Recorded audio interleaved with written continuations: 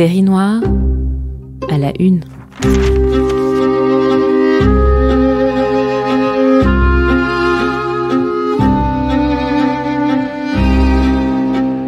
Un podcast de Retro News, le site de presse de la Bibliothèque nationale de France. Série noire. Bonjour, bienvenue dans Série noire à la une. C'est devenu un vrai rendez-vous chaque mois entre vous et nous sur retronews.fr et sur toutes les plateformes de podcast, un rendez-vous vivant où l'on croise l'histoire de la presse et celle du crime. Au-delà du fait divers lui-même ou de l'événement dont il est question, on a pu se rendre compte à quel point cette vision doublée presse et crime permettait de revisiter en relief les différentes périodes abordées et de nous donner à chaque fois le parfum de l'époque autant que ses lignes de front et de friction. Pour bien connaître une époque, ouvrez les journaux, regardez le centre de la page et ses marges et observez en même temps ce qui est considéré comme un crime et comment on en parle. Voilà ce qu'on propose dans Série Noire à la une chaque mois. D'ailleurs, vous pouvez réécouter et partager les épisodes précédents où nous avons abordé par exemple les bandes d'Apache dans le Paris de 1900, la figure de Germaine Berton, l'anarchiste qui voulait venger Jaurès. On a aussi parlé de la Commune, de la Bête du Gévaudan, des avorteuses. Et vous pouvez vous abonner pour ne rien manquer de la suite de la série. Aujourd'hui, on se téléporte en 1901 dans l'Algérie colonisée au moment de la révolte de Marguerite. Série noire à la une.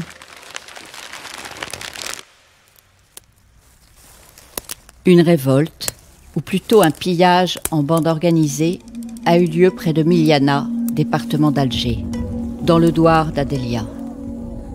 Ce sont des indigènes qui se sont révoltés. Ils appartiennent à la tribu des Beni Benasser et ont saccagé le village de Marguerite. Tout d'abord, la nouvelle assez grossie causa à Alger dans la soirée d'hier une vive émotion, bien naturelle. Un premier télégramme disait notamment « Les indigènes ont assassiné 7 personnes, dont le garde forestier. Le village est bloqué. Un administrateur adjoint est prisonnier et l'administrateur Marcel a essuyé 2 coups de feu, dont un l'a légèrement atteint. » Un témoin oculaire, qui s'est sauvé avec les siens, rapporte que l'attaque commença à midi. Une bande de 300 Arabes armés de fusils, de matraques et de couteaux assaillirent une ferme.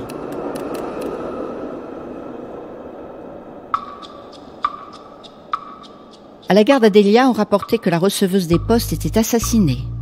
Toutes les autorités de Blida se sont rendues sur les lieux. Hier matin, à 4 heures, un escadron de chasseurs d'Afrique partira par un train spécial. Les hommes ont reçu des munitions de guerre. Monsieur de Laforcade, colonel du premier chasseur d'Afrique, est à Marguerite. Ce matin partiront avec l'escadron le capitaine de France et le lieutenant Brown. Les troupes de Miliana sont arrivées à Marguerite hier après-midi. Enfin, on recevait bientôt à Alger les renseignements suivants sur les événements de Marguerite.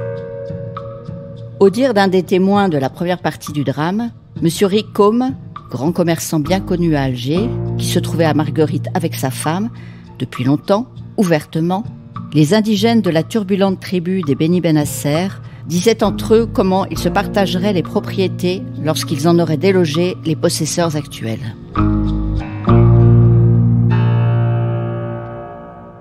Extrait du journal Le Public, édité à Paris dans le numéro du 28 avril 1901. Pour nous parler de l'insurrection de Marguerite, nous sommes avec Jennifer Sessions. Vous êtes professeure d'histoire à l'Université de Virginie, spécialiste de la colonisation française en Algérie au 19e. Vous écrivez actuellement un livre sur l'insurrection de Marguerite. Bonjour à vous. Bonjour.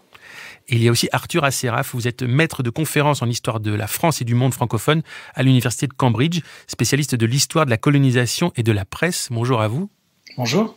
Donc on a compris que c'était un podcast, une émission transatlantique et transmanche, voilà, qu'on est en train de faire. Arthur Asseraf, vous êtes notamment l'auteur de Electric News in Colonial Algeria.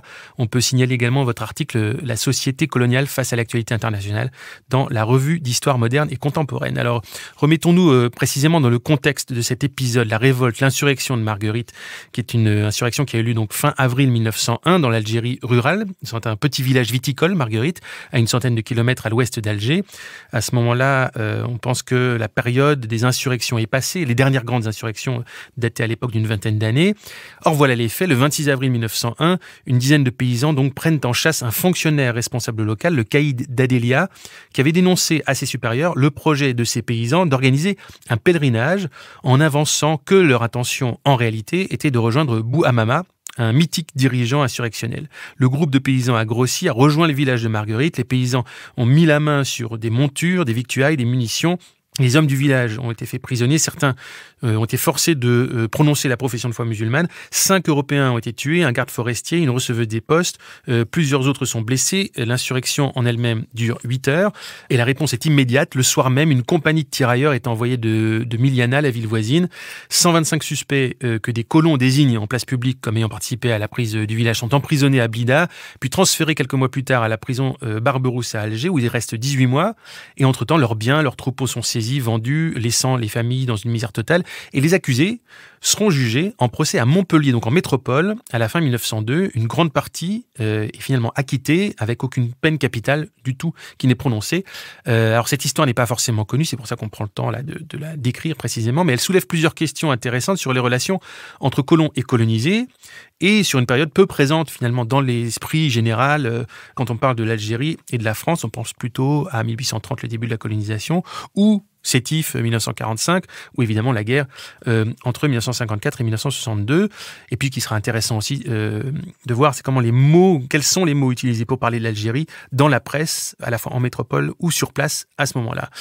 Première question que je vais poser à Jennifer Sessions, est-ce que ce serait une erreur de voir dans cette histoire-là, dans cette insurrection, de voir ça comme les prémices, les annonces des révoltes à suivre, parfois plusieurs décennies plus tard, plutôt que comme justement la suite des insurrections des années 71-81, qui étaient les vraies grosses insurrections précédentes?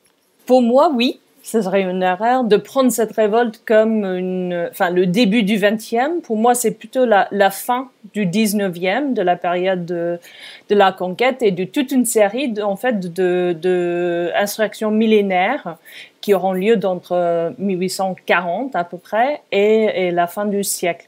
Et donc, on est vraiment toujours très loin d'un mouvement nationaliste organisé qui vise précisément, explicitement, l'indépendance de l'Algérie ou même la réforme majeure du système colonial. Ce n'est pas pour dire qu'il n'y avait pas de but politique de l'insurrection, mais c'est des questions politiques plutôt au niveau local qui concernent les terres, les rapports de pouvoir et les relations entre colons et colonisés, dans la région du Zakar, dans ce petit village viticole où on a des relations d'employeurs-employés, où les Algériens sont employés dans les vignobles français, européens, à des salaires très, au niveau de misère, où il y a des violences quotidiennes entre les Français, les Européens et les Algériens.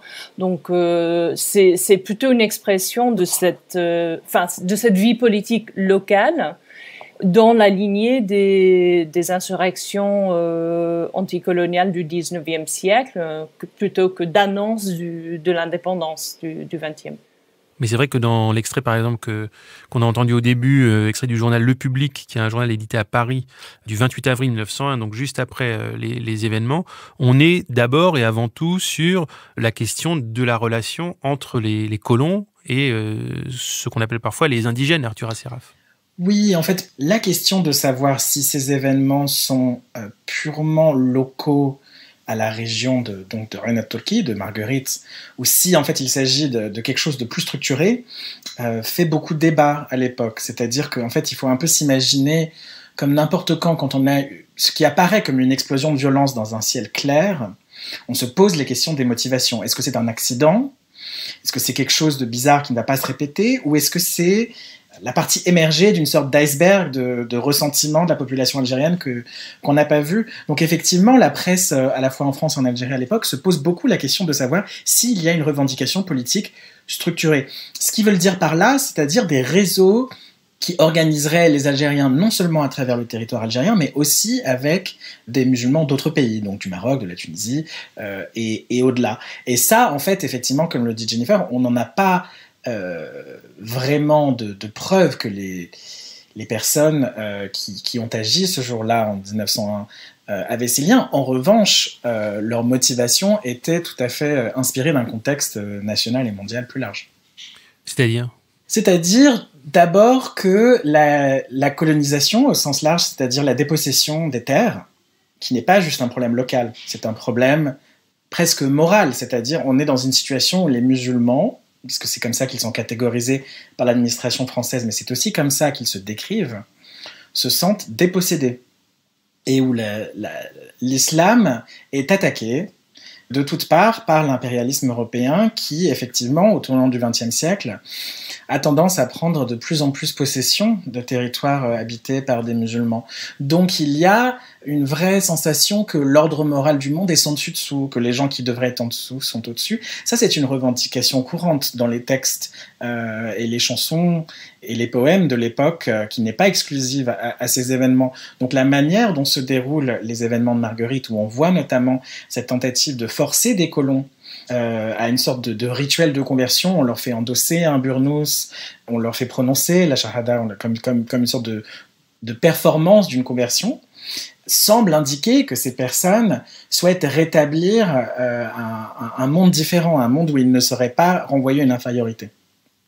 Est-ce que cet événement, cette insurrection, est l'occasion, à travers la presse, de, on va dire, faire une mise à jour des différentes positions par rapport à la colonisation, à travers différentes prises de parole et à travers différentes presses? Parce qu'il y a la presse de métropole, il y a la presse en Algérie, il y a la presse arabophone. Est-ce que c'est l'occasion de dessiner des lignes de front sur la question coloniale, Arthur Asséraf?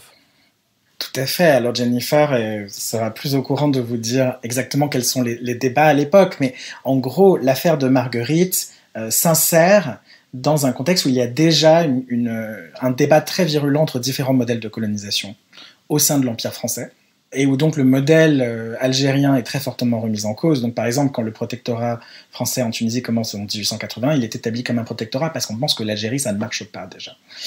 Donc il y a déjà ce débat. Les événements de Marguerite semblent prouver aux détracteurs qu'en fait la colonisation de peuplement telle qu'elle est appliquée en Algérie ne marche pas. Et donc ça mène à un débat très virulent. Alors en métropole, en fait, on a une variété d'opinions, mais la presse métropolitaine a tendance plutôt à considérer que l'insurrection de Marguerite, on va dire, est un problème structurel qui vient en fait des inégalités de la colonisation. La presse française en Algérie, qui est très très importante à l'époque, il faut savoir qu'il y a plus de 130 journaux français en Algérie à l'époque, a aussi une variété d'opinions, mais a plutôt tendance à considérer que en fait, ce sont pour utiliser les mots de l'époque, des indigènes criminels, des fanatiques. On parle beaucoup de fanatisme, et donc en fait le problème ne vient pas de la colonisation. Le problème vient du fait que les musulmans sont arriérés et incapables de se comporter de manière civilisée. Jennifer Sessions.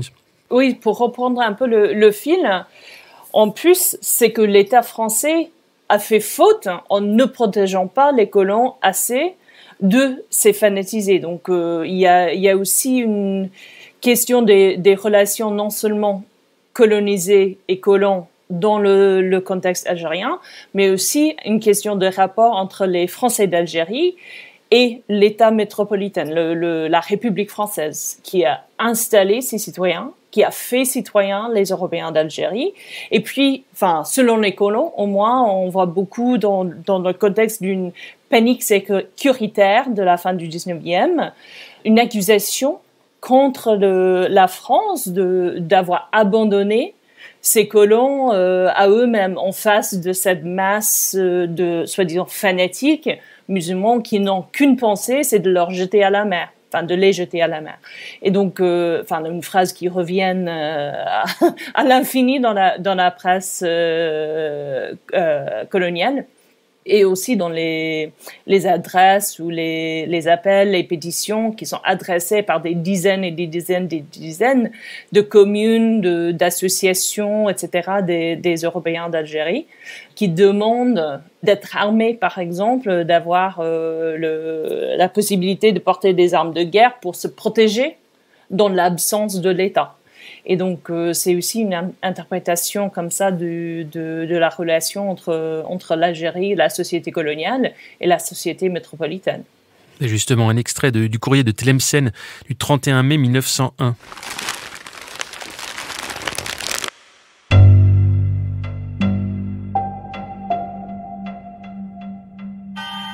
Au premier signal de l'insurrection de Marguerite, une seule voix s'éleva en Algérie.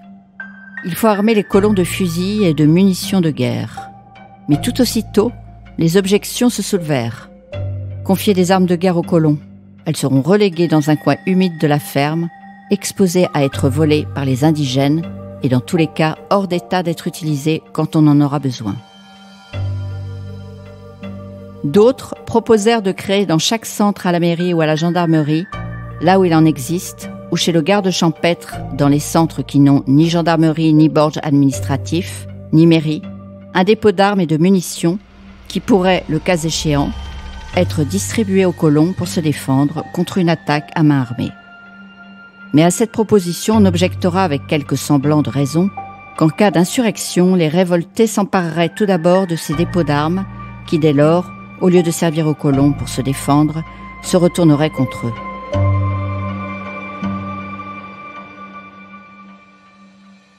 Donc c'est un extrait d'une presse locale, le courrier de Tlemcen, et très clairement un appel à obtenir des armes, et avec tous les débats déjà que ça pose, peut-être de manière simplement pour montrer qu'il y a du débat, mais en tout cas la volonté était bien d'avoir des armes. En parallèle, extrait d'un journal, parisien, Le Matin, du 30 avril 1901, dans la voix d'un chroniqueur.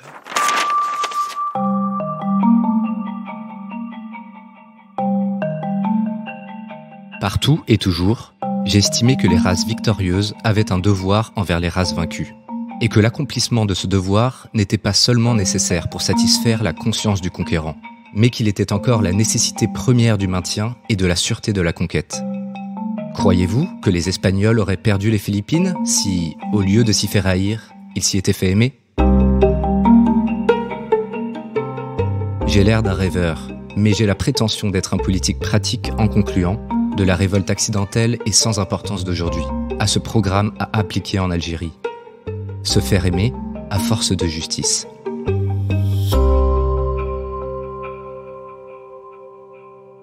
Voilà, on est sur les deux lieux, ces deux lieux différents et ces deux endroits de l'échiquier politique manifestement différents. C'est aussi l'occasion pour la République française de valoriser une figure qui est la figure de l'institutrice républicaine, celle qui se serait Mademoiselle Goublé, voilà, qui se serait opposée aux révoltés qui accouraient menaçants vers l'école. Je cite le Petit Parisien, supplément du dimanche du 19 mai 1901. Cette Mademoiselle Goublé, noble femme s'élançant au seuil de l'école face aux assaillants et qui leur cria « Tuez-moi si vous le voulez, mais ne touchez pas à ces pauvres enfants ». Donc il est dit que Mademoiselle Goublé serait récompensée pour avoir représenté les instituteurs et institutrices de France, classe si laborieuse, si dévouée, si patriote, si courageuse enfin, comme on vient de le voir, quand la situation le commande. Donc c'est le moment aussi de rassembler, de construire. On est encore dans une période où la République est jeune.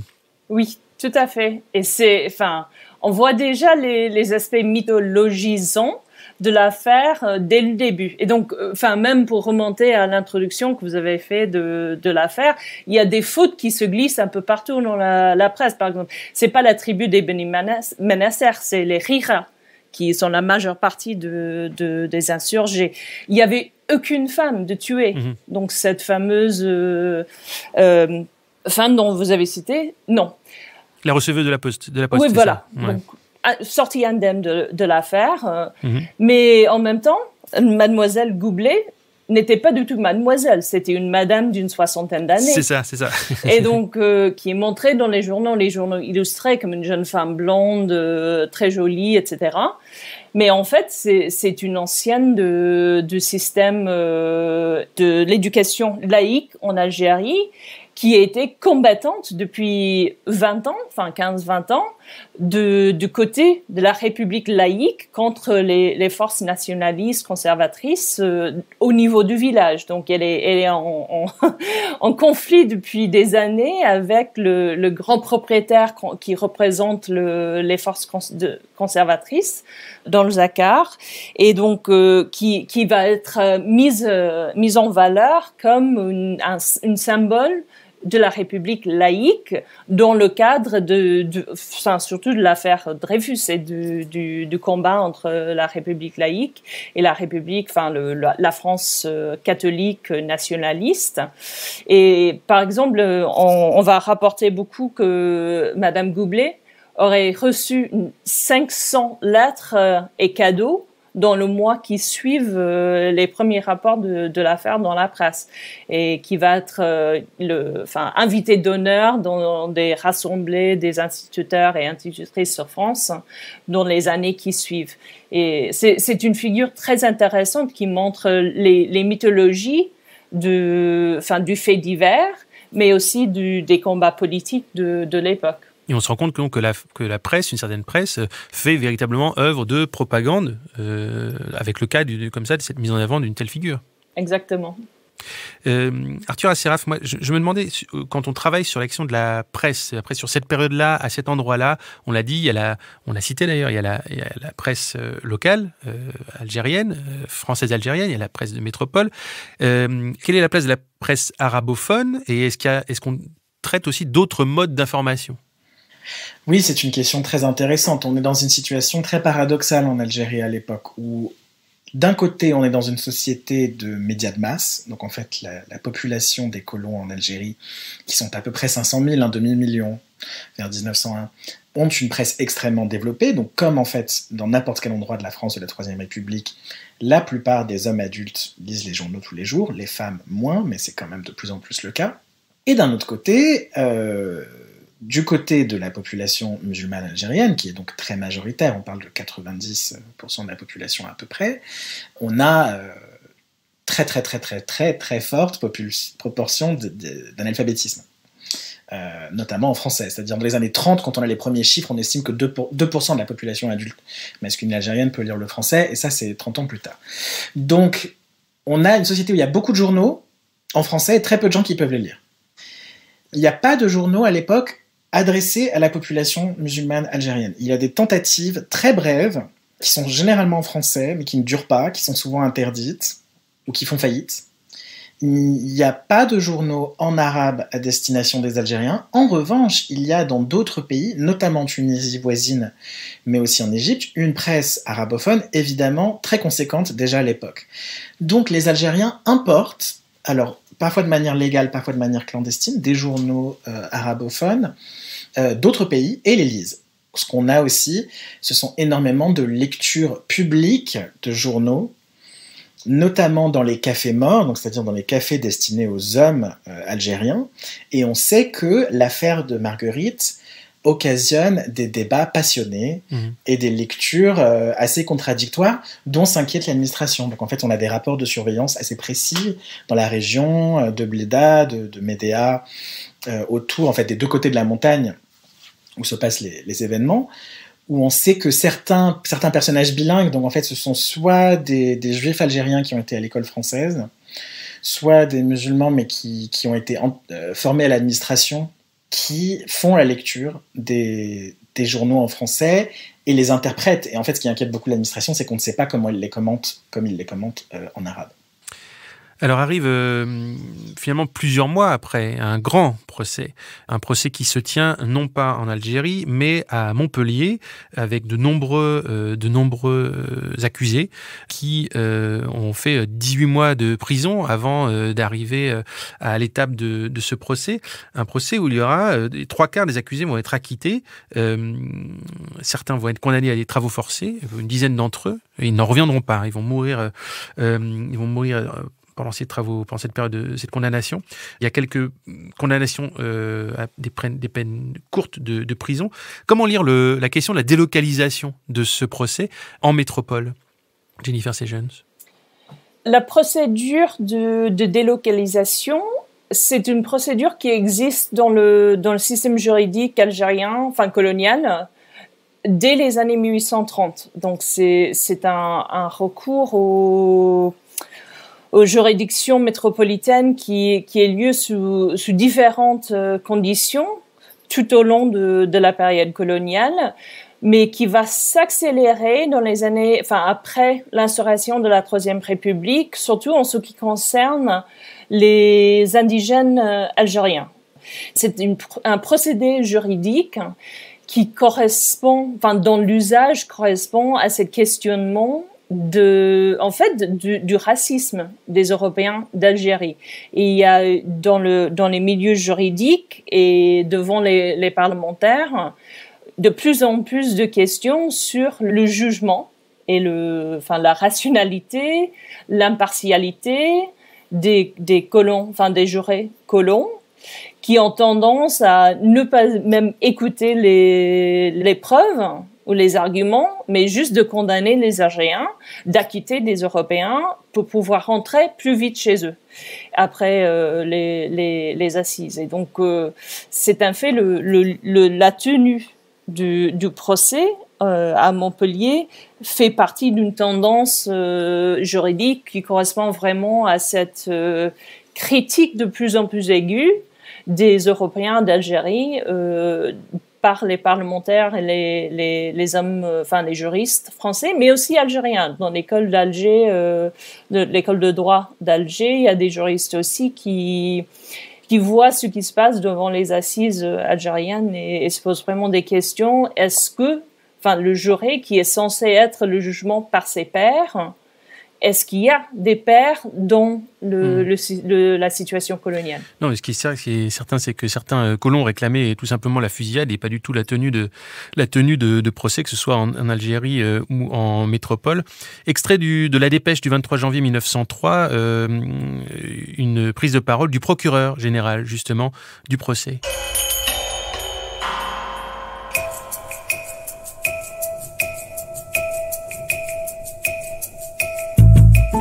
On a prétendu, avant que je prononce mon réquisitoire, ajoute le procureur général, que j'abandonnais l'accusation pour 80 accusés.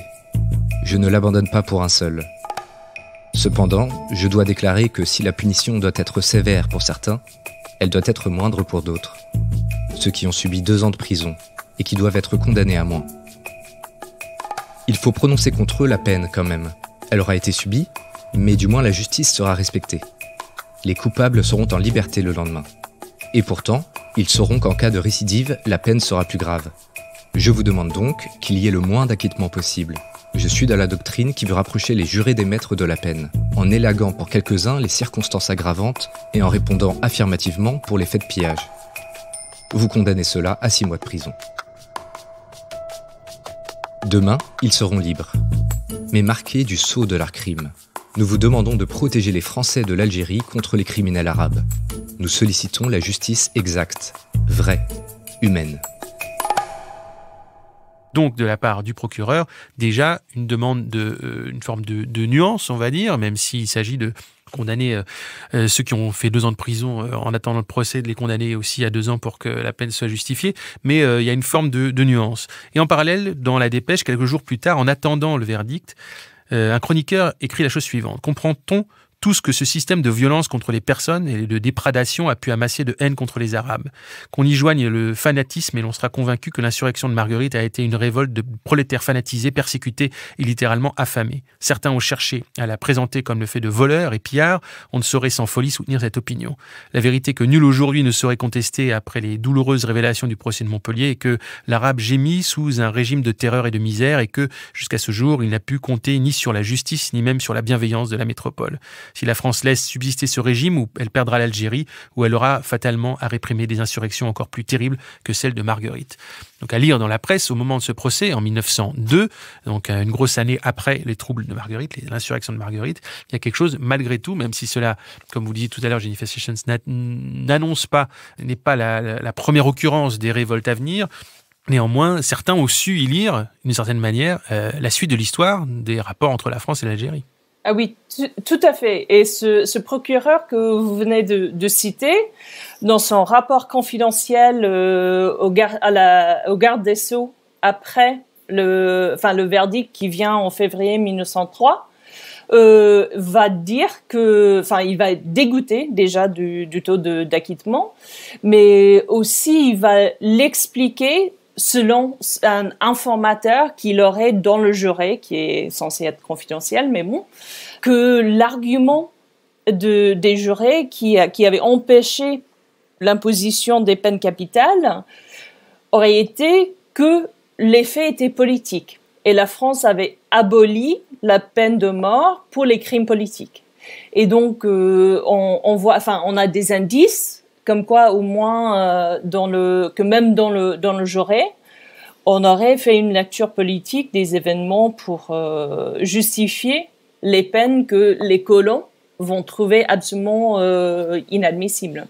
Alors, il faut bien dire que ceux qui vont être acquittés sont malgré tout condamnés d'une certaine manière à la misère, parce qu'on leur a confisqué tout, à eux et à leur famille, là, depuis déjà presque 2 ans à ce moment-là. Donc, malgré tout, leur vie sera radicalement modifiée par ce procès. Une dernière question pour Arthur Asséraf. Est-ce qu'il y a une autre manière de parler l'Algérie après Marguerite dans la presse, que ce soit la presse de métropole ou la presse algérienne, une autre manière de parler de ces rapports entre la métropole et l'Algérie et entre population musulmane et colons?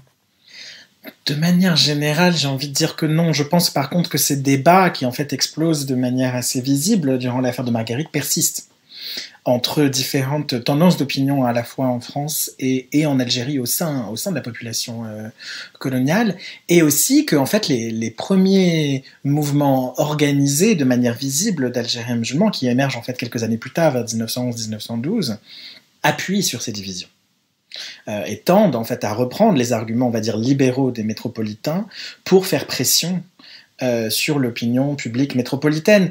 Mais en fait, une bonne partie des débats dont on parle sont des débats que je pense qui sont structurels à la situation coloniale dans une colonie de peuplement. Donc en fait, la question de comment est-ce qu'on peut organiser la violence. Est-ce que la violence peut être vraiment organisée dans un système où est-ce que en fait elle déborde et qu'il faut par exemple armer les colons et les laisser tuer des Arabes, mais de manière pédagogique, c'est explicitement assumé à l'époque, c'est-à-dire si on en tue quelques-uns, ça donnera des leçons aux autres, sans forcément que ce soit les coupables. Ça, c'est quelque chose qui revient de manière extrêmement répétée. C'est le cas dans la guerre de conquête, c'est aussi le cas en 1945 à Sétif, où il y en a des milices de colons armés qui vont réprimer les populations dans la région. Donc je pense qu'il y a... Je ne sais pas si on peut décrire Marguerite comme un tournant, en fait. On a des arguments qui deviennent plus visibles, mais finalement, il y a beaucoup de répétitions de ces débats dans les années qui viennent, sans vraiment qu'on les résolve. On n'arrive pas à savoir comment avoir une colonisation qui n'est pas violente, parce qu'en fait, c'est pas possible. Enfin, je dis ça un peu rapidement, mais c'est vrai, on ne peut pas résoudre les contradictions de ce système. Merci à tous les deux, Jennifer Sessions et Arthur Asséraf, de nous avoir éclairé sur cet épisode parfois méconnu du rapport entre la France et l'Algérie, cette insurrection de Marguerite fin avril 1901. Merci. Merci. Voilà, c'est la fin de ce 6e numéro de Série Noire à la Une, la presse et le crime, le podcast de Retro News, le site de presse de la Bibliothèque nationale de France. Ce podcast a été préparé par Camille Ferret et réalisé par Emmanuel Beau, produit par Wave Audio avec l'aide de toute l'équipe de Retro News, Étienne Manchette, Julie Duruflet, Julien Morel. Thomas Baumgartner au micro. On se retrouve dans un mois sur toutes les plateformes et sur retronews.fr pour plonger dans l'histoire de la presse avec une autre Série Noire à la Une. Série Noire à la Une.